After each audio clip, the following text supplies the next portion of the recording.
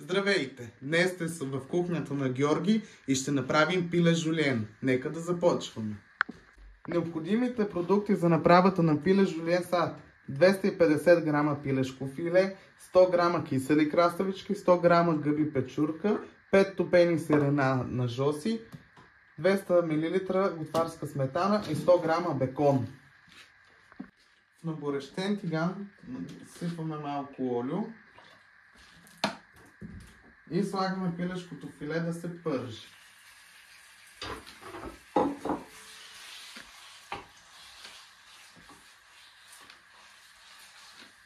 Докато се пържи нашето пилешко филе, ще си нарежем киселите краставички, бекон и гъбите на жульени. И след това ги прибавяме при пилешкото филе.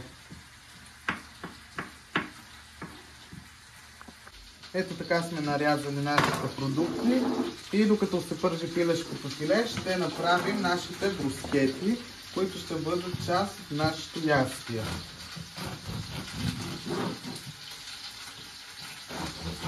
С къдрав нож нарязваме самата багета ето по този начин, като в загрят тиган ще сложим масло и чесън, за да се вкуси нашата брускета.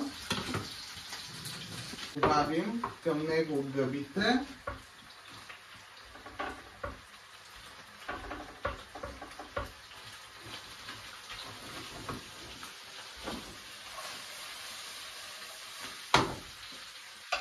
Киселите краставички.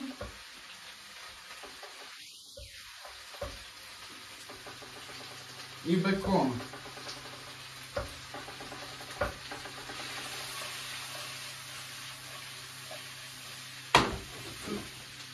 До 2-3 минути, докато се поизпържи, ще прибавим топеното сирене и сметаната.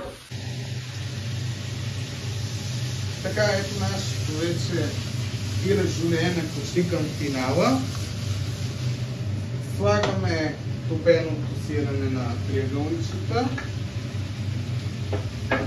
и готварската сметана.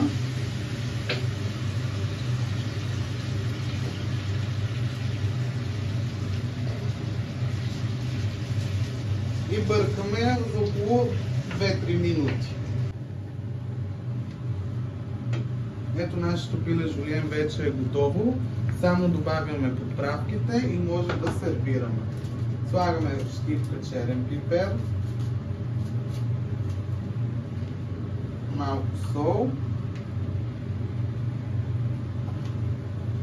и подправката пикантина. Разбъркваме.